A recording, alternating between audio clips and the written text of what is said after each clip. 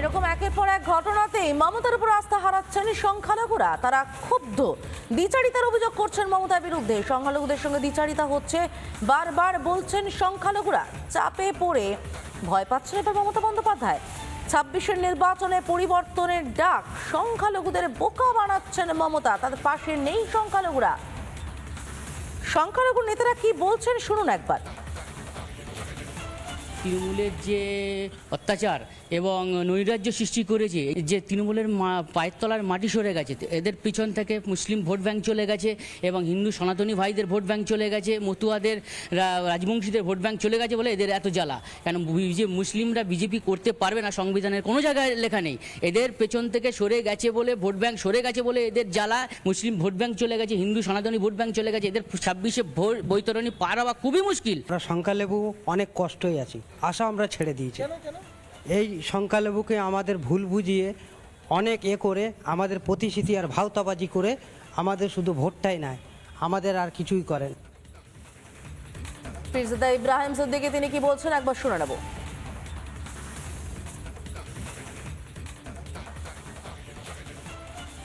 সংখ্যালঘু দিয়ে ভোটটা ওনাকে যাচ্ছে কিভাবে? ভোট তো সংখ্যালঘু দেয় না। ভোটটা যখন ভোটটা হয়, সরকারের লোক থাকে, কাঠের পুতুল বসিয়ে রাখা হয়।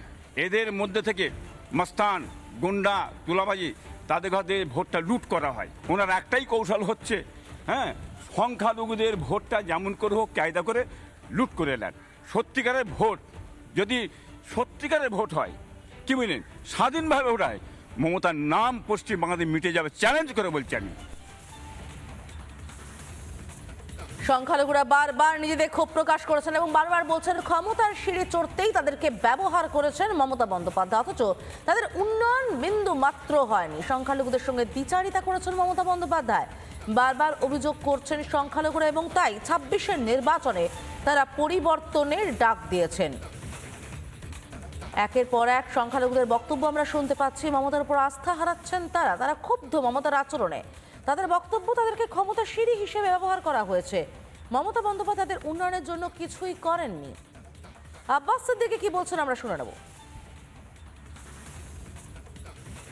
যেটাকে বাংলায় বলা হয় দ্বিচারিতা করা, এবং মুসলিম জাতির সঙ্গে এই দ্বিচারিতা করেছে, বিশ্বাসঘাতকতা করেছে, এটাই মনে করি। তাহলে মানুষকে, মুসলমান সম্প্রদায়কে ভুল বোঝাচ্ছেন?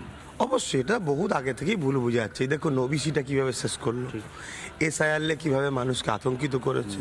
এই ওয়াকাফ নিয়ে অলরেডি রাজ্য সরকার অদা করেছিলেন 2006-এ যে আন্দোলন ছিল, 11ই যখন আসেন যে আমি আসলে ওয়াকাফ উদ্ধার করে দেবো, সে জায়গায় তো উদ্ধার করেনি। তা সেই জায়গায় রাজ্য সরকারের উপরে আমরা আশা করেছিলাম যে তিনি হয়তো ওই তামিলনাড়ু সরকারের মতো একটা কোনো অনাস্থা বিল মানে পাস করবে, যেখানে বলবে যে আমার রাজ্যে এই আইনকে আমি লাগু হতে দেবো না, যেটা তামিলনাড়ু সরকার অলরেডি করছে।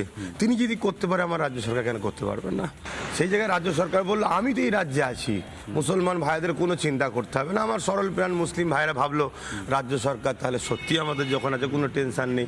সেই জায়গায় আজকে যদি হঠাৎ করে সেই একই কথা বলে কেন্দ্র সরকারের কথা, তাহলে এটা দ্বিচারিতা, বিশ্বাসঘাতকতা ছাড়া আর কি হতে পারে?